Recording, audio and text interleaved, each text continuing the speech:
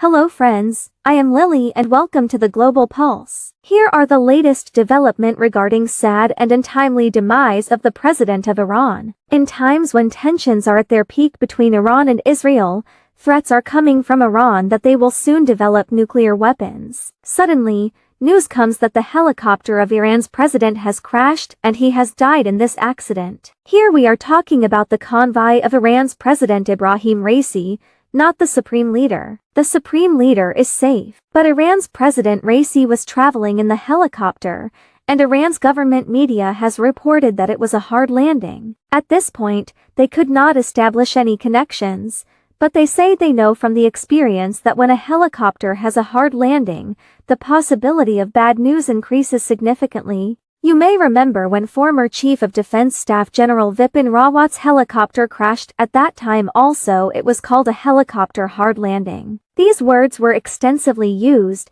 and here you can see that the convoy of Iran's president was going in a helicopter. 3 helicopters were there, one of them has crashed. At the time they did not know if that was the main helicopter or not. The weather conditions there were very bad. Visibility was less than 5 meters. So, in this situation, it is quite difficult to locate where the helicopter crash has occurred. Finding out where the helicopter had a hard landing is going to be very difficult in these conditions. It's a whole forest area. There was quite dense fog there with heavy rain and snowstorm. It could be a very big tragedy for Iran. A question can also be raised here that how strange it is that an area where there is not even proper connectivity, how can one expect the rescue teams could reach quickly? It is so strange, and where all this happened, looking at the location, many questions arise about what was the administration of Iran doing. Because you can see near the border location of Azerbaijan and Iran on the map,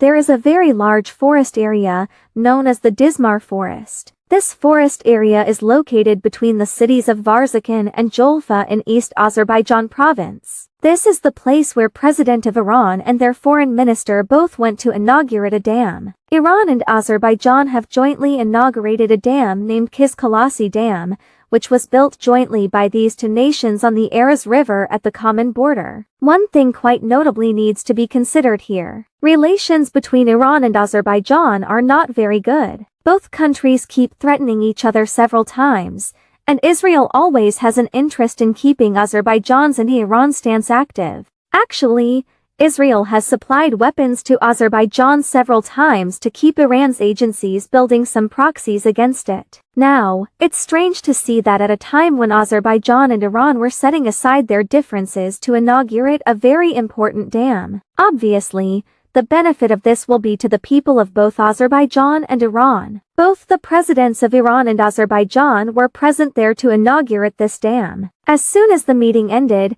Iran's president was returning. On the way, the news of the helicopter crash comes out. Now, with the confirmation of the news that Iran's president has died in this accident, definitely, a question will be raised once again.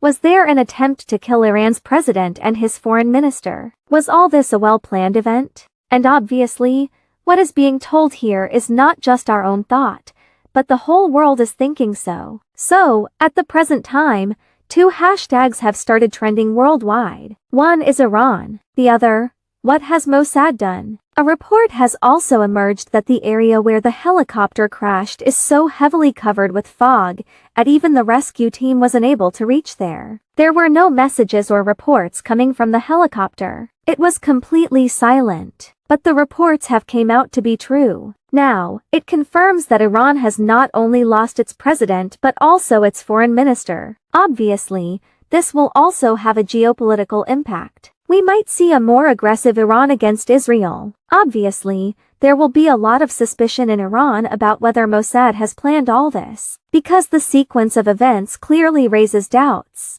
Whatever has happened is very sad, but it is beyond our control. But some basic and fundamental security measures could have been taken which raise the following questions. If there were 3 helicopters, why not all 3 or any 2 helicopters got trapped in the bad weather conditions? And if one got trapped, why the only president's helicopter and not others? Because it is assumed that all 3 helicopters could be flying at the same heights or some more or less. On the basis of events that took place, these kinds of thoughts and questions do appear in people's mind. And these questions will definitely remain unanswered and mystery, or will be given in speculative ifs and buts. Now the mysterious question normally arises in everyone's mind after this accident is, why did the stature of a nation's president choose or decide to fly with a helicopter in these kinds of wild weather conditions in such a dangerous mountainous terrain? He could have chosen to fly with a plane where it can fly safe at the altitude of 40,000 to 45,000 feet. Planes can protect from the wildest weather conditions and dangerous terrains in any part of the planet. The American-manufactured Bell 212, which the president was flying in, is able to fly at the maximum of 12,900 feet, which is not safer by any means in these kinds of terrains and harsh weather conditions and dense fog where visibility in the air is very poor. Thank you very much for being with us. Stay tuned for the latest updates. Goodbye and see you soon.